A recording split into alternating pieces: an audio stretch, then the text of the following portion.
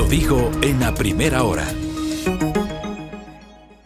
Muy bien, 7:42 en la mañana. Hoy es lunes 9 de diciembre del año 2024. En teoría me parece, si es que alguno de mis colegas cronistas parlamentarios o la gente del Parlamento que escuche este espacio me corrige, pero me parece que el día de hoy se terminaba, o ayer 8 de diciembre, ayer era, ¿verdad? Sí, creo que era 8 de diciembre, se terminaba el plazo para que la Asamblea tramite los dos proyectos de urgencia en materia económica que envió el presidente de la República. El uno, la ley de alivio financiero, que por cierto el presidente no la vetó, o sea, la sancionó favorablemente y envió inmediatamente para su publicación al registro oficial la misma semana anterior. Pero el problema radica en esta reforma a la ley de lavado de activos, esto que le denominaron en su momento la ley antipillos, donde hay un conflicto, digamos, jurídico. Pongamos el primer comunicado de la Asamblea, por favor. O del Ejecutivo era, no, el de la Asamblea me parece, ¿verdad? Ese primerito. Simplemente para hacer una mirada retrospectiva a cuál fue la reacción en su momento de la Asamblea. Este comunicado fue del 28 de noviembre, a través del cual la Asamblea notificó al Ejecutivo y al Registro Oficial la negativa y archivo del proyecto urgente en materia económica. Conversamos acá con el secretario de la Asamblea Nacional junto a Belkis la semana anterior, porque claro, sí me llamó la atención el hecho de que creo que no hay precedentes de que la Asamblea mande al Registro Oficial una resolución de negar y archivar un proyecto de ley en el Parlamento. Póngale de nuevo el comunicado de la Asamblea. Dice: dentro del plazo establecido en la Constitución y la ley, la Asamblea negó y archivó el proyecto de ley orgánica para la mejora recaudatoria a través del combate al lavado de activos, calificado como urgente en materia económica. En virtud de ello, se notificó al Ejecutivo y al Registro Oficial el pronunciamiento del Pleno del Parlamento ecuatoriano. Y ahí hay la explicación constitucional y legal para sustentar esta decisión. ¿Pero qué respondió el gobierno 2 días después? Póngame el comunicado del gobierno, por favor. Del 30 de noviembre fue un comunicado del Ministerio de Gobierno donde hablaba que la vieja política que actuó en la Asamblea Nacional no solo busca frenar la ley antipillos, una herramienta vital para golpear a las mafias, sino que pretende mantener alerta el aporte de financiamiento de los grupos narcodelictivos para que sigan ganando poder. Este no es un simple trámite legislativo, es un ataque directo a la seguridad del país. Y ahí dice: en ese sentido hemos devuelto a la Asamblea la resolución del 27 y 28 de noviembre respectivamente, y recordamos a los asambleístas que los tiempos establecidos para el trámite de la ley antipillos siguen su curso. Gracias. Veamos qué pasa, porque hoy puede ser clave justamente a propósito de lo que les acabo de mencionar. Está con nosotros el jurista Carlos Pontón para hablar de este tema. Él es especialista además en temas tributarios. ¿Cómo le va, doctor? Bienvenido, buen día, qué gusto. Muy buenos días, Fabricio. Igualmente un gusto. Gracias a usted por la gentileza de acompañarnos junto a Belkis para conversar un poquito sobre este tema. Más allá de la parte o de esta discusión jurídico-constitucional, el día de hoy podría haber novedades. Lo tuvimos aquí en su momento al asambleísta Jorge Peñafiel, que fue el que mocionó el archivo, negar y archivar este proyecto de ley, e insistía en que era una ley netamente recaudatoria. No era una ley para atacar el corazón de los grupos delincuenciales, decía él, sino básicamente para recaudar recursos. ¿Es así, doctor? ¿Usted cómo le ve el contenido de ese proyecto de ley cuyo destino todavía no sabemos qué va a pasar? Sí, bueno, buenos días a todos. Justamente, esta ley es algo compleja de entender, ¿no? Primero, claro, es una ley eminentemente recaudatoria. Creo que el asambleísta Peñafiel, pues, lo dice de manera correcta, de incrementar un impuesto que ya se viene cobrando aproximadamente 25 años, desde finales de los años 90. Que es el impuesto a los vehículos usados. El impuesto a los vehículos usados como un impuesto al consumo, un impuesto a la compra de vehículos usados, que de una manera singular no lo paga el vendedor, lo paga el comprador, es decir, quien adquiere los vehículos. Y es un impuesto que se ha ido incorporando con el pasar de los tiempos, porque es un impuesto que fue creado para mejorar la vialidad de la provincia de Loja, ¿no? Se llamaba Fondo para la Vialidad de Loja. Así es como nace, se crea. Así es como nace. El 1% de la venta de todos los vehículos del país iba para el presupuesto de la provincia de Loja, o entregado para el presupuesto de la provincia de Loja, para mejorar su vialidad, ¿no? Acordemos que Loja históricamente ha sido la provincia con peor vialidad del país. Por eso justamente se creó este impuesto. Posteriormente, aproximadamente por el año 2010-2011, se estableció una ley sustitutiva de que una parte del impuesto solamente vaya a Loja y la otra parte vaya a las arcas fiscales, ¿no? Ya en el gobierno del expresidente Rafael Correa. Ahora se dice que con este impuesto se pretende mejorar los asuntos de control del lavado de activos. Pero yo me pregunto, ¿cómo se puede mejorar el lavado de activos cobrando un impuesto a un bien que en el día a día se compra y se vende, ¿no? O sea, sí, que efectivamente se puede lavar activos comprando vehículos, sí, efectivamente se puede lavar activos comprando vehículos, pero también se puede lavar activos comprando otros bienes de capital, por ejemplo, bienes inmuebles sobre todo. Acciones, exactamente, bienes inmuebles, ¿no? Sí, yo creo que más fácil es establecer, sí, se ven vehículos de alta gama, por ejemplo, circulando por las calles del Ecuador, por las calles de Quito. Veamos en el catastro, con las placas, si ese vehículo efectivamente corresponde a una persona que por su nivel de ingreso, por su nivel de renta, ha pagado o no ha pagado impuestos, o su capacidad económica le da para comprar ese vehículo. Le da para comprar ese vehículo. Yo creo que es un ejercicio más fácil, ¿no? Otro asunto, ¿no? Se dice, sí, es que se ha detectado un foco de que las personas que compran vehículos es donde están lavando de activos. La compra de vehículos ha servido para de alguna manera sospechar que empresas que se dedican a la compra-venta de vehículos, como por ejemplo los patios de compra-venta, ¿no es cierto?, sea una actividad que estén lavando dinero. Ya existe formalmente al menos un control por parte de la unidad de análisis financiero. Es decir, los patios de compra-venta de vehículos tienen que reportar mensualmente, designando un oficial de cumplimiento, a la UAFE sobre sus operaciones habituales y sus operaciones posiblemente no habituales o inusuales, ¿no? Como lo hacen, por ejemplo, también las inmobiliarias, como lo hacen los que compran y venden oro. En el caso de los patios de vehículos, ¿es obligatorio ese reporte mensual que usted señala? Sí, tienen que hacer eso. O sea, no pueden bypasearse ese control. No pueden bypasearse. Pero ¿qué ha pasado? Solamente es información que llega a la UAFE. Yo hasta ahorita no he visto, por todo el tiempo que la unidad de análisis financiero, con la reforma que ha habido en la ley de prevención de lavado de activos, con la ley de control de lavado de activos del año 90, yo no he visto que se haya procesado a una persona por lavado de activos que tenga un patio de compra-venta de vehículos. Por lo tanto, la ley entonces no era necesaria para ejercer un efectivo control respecto de estos hechos. Por supuesto, no es para nada necesaria. Si queremos mejorar el lavado de activos, pues mejoremos los índices de calidad que pueda tener la UAFE para reportar y mandar todos estos casos a la Fiscalía General del Estado. El trabajo que ha hecho la UAFE, que es un análisis técnico, que posiblemente sí lo tenga, no ha sido, pues, o por lo menos es visible, que no ha servido para que el lavado de activos se mejore el control aquí en el país. Usted había mencionado al inicio de la entrevista que esta ley era eminentemente recaudatoria, es decir, no es que crea por primera vez el impuesto porque este ya existe desde hace mucho tiempo, pero ¿generaba esta ley en los términos en que estaba planteada distorsiones en cuanto al cobro del impuesto? No, para mí, para nada. Es decir, en lo absoluto, esta ley generaba estas distorsiones. Tenía un fin recaudatorio, era una recaudación del 1% por la compra de vehículos usados. Por ejemplo, aquí en la ciudad de Quito, que tenemos aproximadamente 600,000, 700,000 vehículos, tenemos rodando, pues posiblemente, potencialmente, 600,000 casos que se pueden vender vehículos en estos días, el día de mañana, el próximo año, que puede servir una recaudación. Si el gobierno dijera, yo necesito incrementar mi recaudación de este impuesto porque necesito recursos fiscales, pues la ley fuera mucho más clara, el proyecto de ley fuera mucho más claro. Pero si me está diciendo, yo necesito recaudar o incrementar un impuesto ya existente para mejorar el control del lavado de activos, creo yo que es un contrasentido. Pero incrementaba, ese era el sentido de mi pregunta. ¿Se incrementaba de acuerdo a lo que estaba determinado en la propuesta? Claro, porque hace una tarifa progresiva.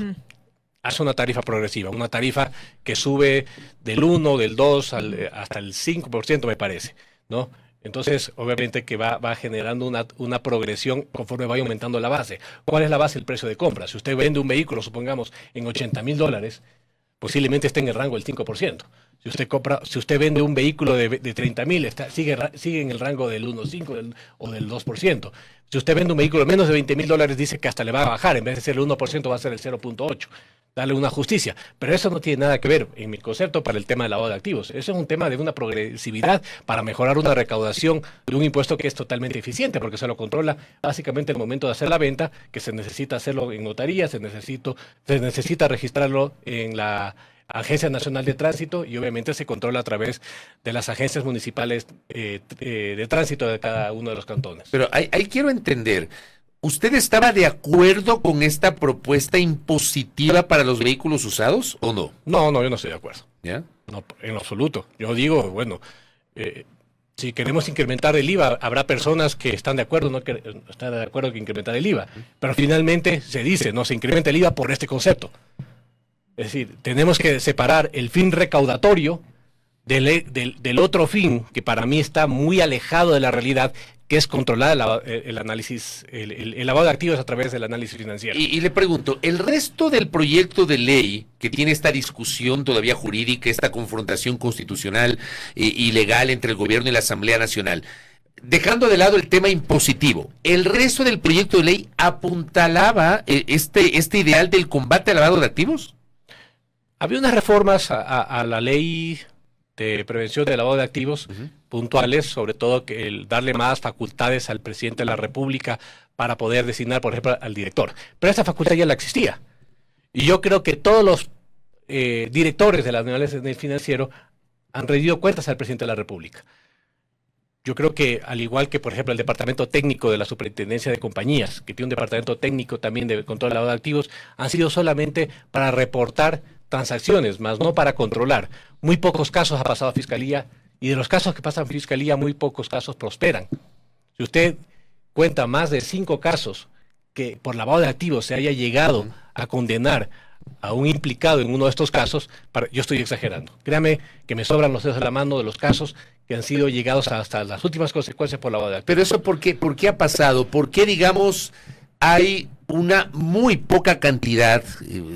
Usted bien dice, los dedos de una mano podrían sobrar para hablar de la cantidad de casos en los cuales se ha llegado a una sentencia por lavado de activos. ¿Por qué ese número tan pequeño, doctor?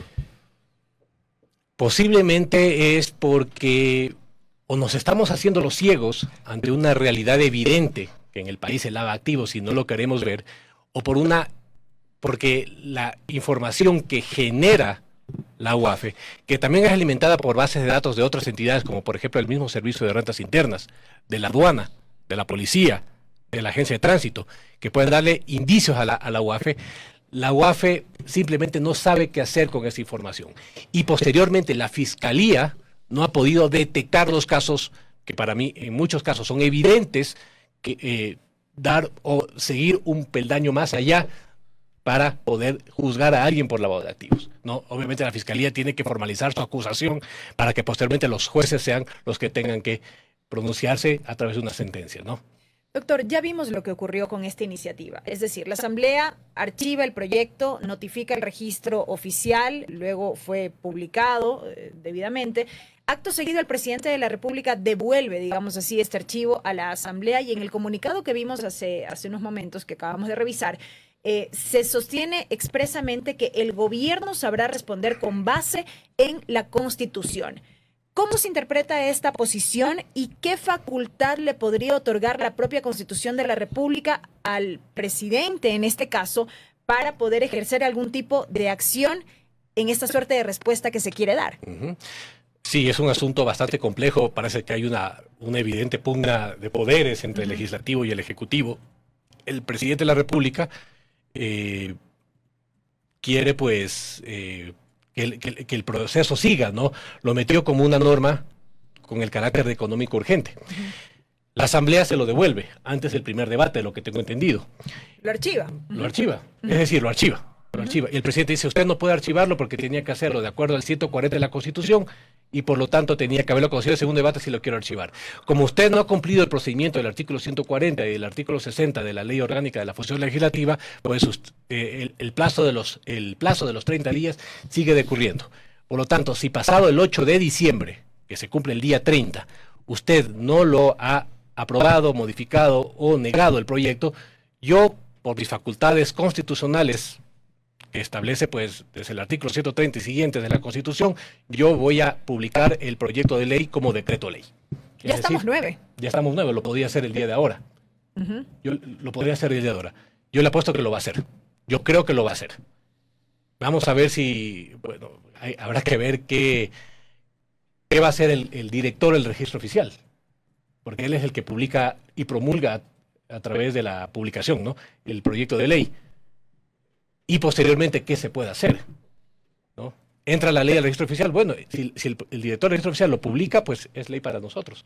Y desde el día de mañana, cualquier persona que venda un vehículo tendrá que someterse a la nueva ley. Pero el problema ahí, digamos, si es que esto ocurre, si el registro oficial publica el proyecto de ley como fue enviado originalmente, desde la óptica del Ejecutivo interpretando que la Asamblea no lo tramitó en los 30 días y expide ese decreto ley, y digamos que lo publica, ¿no vamos a tener ahí una contradicción de carácter jurídico entre una publicación del registro oficial donde se señala, la enviada por la Asamblea, que el Parlamento negó y archivó el proyecto de ley, y la otra enviada por el Ejecutivo, a través del cual dice, no, la Asamblea no negó y archivó, la Asamblea simplemente no tramitó y emitió este decreto ley señalando que el proyecto original entra en vigencia? ¿No va a haber ahí una contradicción? Sí, totalmente, va a haber una ¿Y entonces contradicción. ¿cuál va a estar en vigencia? Porque tendremos ahí dos normas que se oponen entre sí.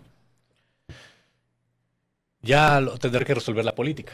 Ya es un asunto que en este momento se encuentra en una dicotomía jurídica de quién tiene la razón. Ahora, ¿cuál sería la solución a este tema? Que la Corte Constitucional se pueda pronunciar lo más rápido posible. Pero la Corte Constitucional es un organismo jurisdiccional que necesita de una acción, necesita de una demanda. Como Claro, se dice. alguien tiene que presentar una demanda. Que Que seguramente lo hará inmediatamente. Lo hará inmediatamente, Pero lo hará la Asamblea. el tema es que la Corte no es que lo resuelve en una semana o un mes. En Y el hasta mejor- eso ya en el tendrá mejor una de ley los- en vigencia. Claro. El mejor de los casos lo resolverá en 3-4 meses. Y en ese tiempo ya tenemos una ley en vigencia. ¿Y qué va a pasar? ¿Cómo va a modular los efectos de esa ley la Corte Constitucional? Si es evidentemente inconstitucional. Aparte, yo le veo otro problema a esta ley. No cumple con el principio de unidad de materia. Tiene una norma de impuestos, que incrementa los impuestos. Tiene un asunto en el tema del lavado de activos. Tiene una parte también de que se convierte a los clubes deportivos en sociedades anónimas deportivas. ¿Cuál es la unidad de materia? Todo es asunto económico. Sí, pero no le vemos un patrón unánime de una ley que pretende un objetivo, que es justamente controlar el lavado de activos a través de una mejora recaudatoria. Acordémonos que en años atrás, me parece que fue en el año 2022, justamente declararon inconstitucional por la forma la ley de fomento ambiental, una ley que ya tenía 10 años de vigencia, porque fue aprobada en el año 2011, y en el año 2011-2012, y en el año 2022 fue declarada inconstitucional. Una ley que creó una serie de impuestos, modificó una serie de impuestos, creó exoneraciones, generó créditos tributarios para el ISD, incrementó el ICE en algunos productos. 10 años de vigencia, ¿y qué pasó? Esa ley le creó inconstitucional. La Corte Constitucional dijo, bueno, se da 2 o 3 años para que la Asamblea Nacional y el Presidente de la República saquen nuevas leyes que pueda cubrir esa brecha fiscal que deja la constitucionalidad de esa ley. O sea, podríamos entrar en un problemota si es que no se pone un pare a este asunto en este momento. ¿Quién lo debe hacer? Bueno, para mí la única salida ante esta pugna Es la Corte. es la Corte Constitucional. De consolidarse esta pretensión del gobierno de expedir este decreto ley, ¿puede el registro oficial no dar paso, es decir, no publicarlo con el antecedente de que ya se publicó el archivo de manera previa? Podría hacerlo. Ahora, yo no sé a quién se deba el director del registro oficial, que es una entidad ¿A la Corte Constitucional? a la Corte Constitucional. Porque es una dependencia adscrita a la Corte. Es una dependencia escrita a la Corte Constitucional, exactamente. Él podría oponerse o podría decir, mira, a mí me parece que la razón le asiste al legislativo y por lo tanto el proyecto se encuentra archivado. O podría decir, yo creo que razón tiene el presidente de la República, la Asamblea Nacional no cumplió el procedimiento establecido en la Constitución y en la Ley Orgánica de la Función Legislativa y por lo tanto entra como decreto ley. Podría pasar las dos situaciones. Por eso digo, es una pugna de poderes. Y Es evidente. Es evidente a qué tiene la razón. Y yo creo que el interés del gobierno no tanto es por la recaudación, que representar un incremento de este impuesto. ¿No? Un impuesto yo no creo que recaude más de los 100 millones de dólares. ¿Cuál es el interés? Para mí el interés es decir, yo tengo más fuerza, yo tengo más legitimidad. O sea, es un interés más político que económico. Es un interés más político Porque que puede económico. también ahí, digo yo, ¿no? El presidente ha insistido en 2 ocasiones en el tema de los clubes de deportivos. Insistió en una norma anterior e insiste en esta. Sí llama la atención eso. ¿Será que hay algún interés en ese sentido?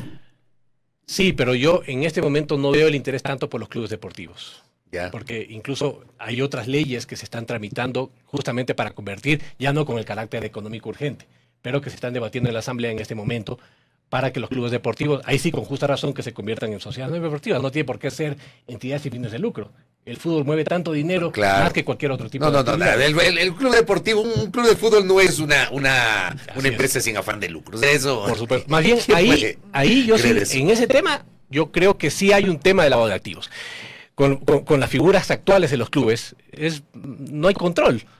O sea, sobre el financiamiento. Sobre el financiamiento. Y aparte porque van renovando las dirigencias cada cierto tiempo, la dirigencia saliente no se responsabiliza de lo que hizo meses antes, a menos que ya una entidad de control como la Fiscalía se meta de lleno a investigar la gestión de algún dirigente deportivo de la actualidad. Pero actualmente no tiene ningún tipo de responsabilidad un dirigente que acaba de salir.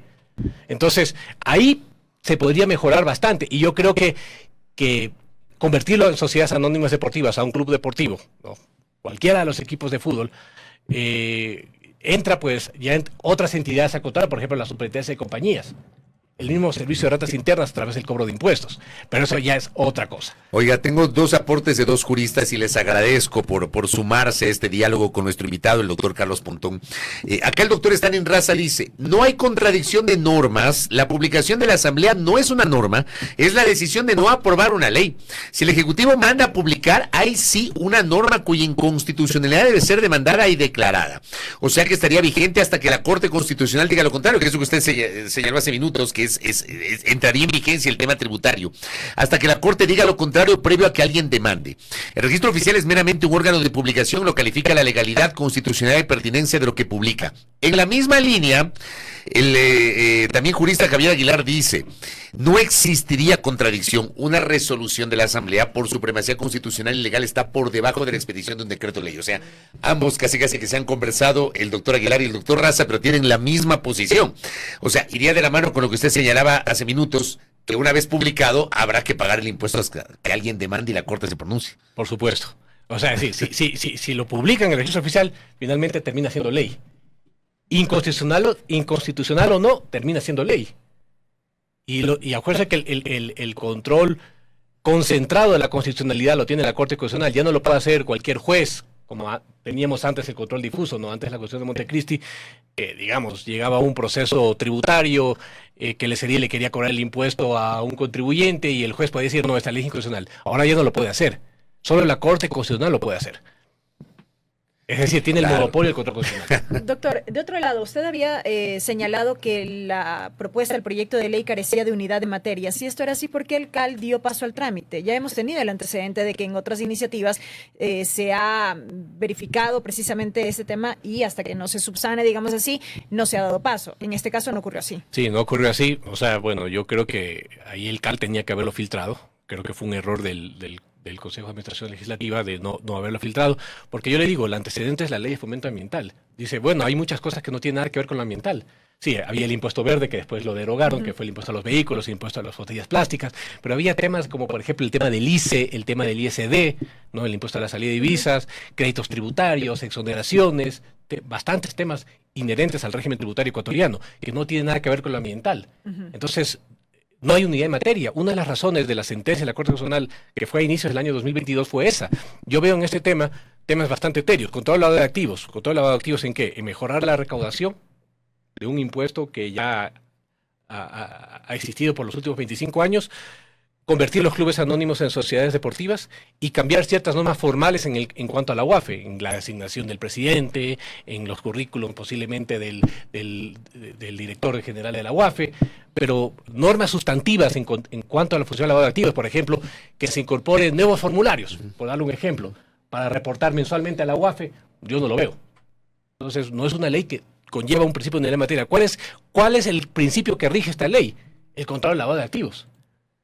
Mejora recaudatoria para el lavado de activos. ¿Por qué no mejoramos, por ejemplo, con los bienes inmuebles? ¿Por qué no mejoramos con la compra de acciones? ¿Por qué no mejoramos con el control a las offshore, a los bancos? Por dar un ejemplo, yo no lo veo. Vehículo, en una actividad tan cotidiana que es comprar y vender vehículos, donde yo creo que a todo el mundo nos está diciendo que somos sospechosos por comprar un vehículo usado. Por comprar un vehículo usado, entramos en un incremento de un impuesto, bueno, que es el propósito. Estar de acuerdo o no estar de acuerdo con el incremento del impuesto es una cosa, pero que sea ese el propósito, yo creo que la ley la vuelve legítima. Doctor, gracias por el tiempo y por la gentileza. Gracias. Por sus aportes para el debate en torno a este tema, cuyo, insisto, destino no se sabe, de verdad. Y aquí vamos a tener un nuevo episodio de confrontación, que ya lo vivimos hace pocos días, ya hubo esta antesala entre el Ejecutivo y el Legislativo. Solamente para cerrar, Estar en Raza dice: la Corte Constitucional ha sido demasiado laxa al momento de calificar la unidad de materia, ha sido demasiado tolerante con el criterio de conexividad. La razón más fuerte para la inconstitucionalidad es por la forma de aprobación, fue negada. Gracias, el aporte al doctor Raza, gracias a nuestro invitado, al doctor Carlos Pontón. Primera Plana, todas las noticias, todas las voces.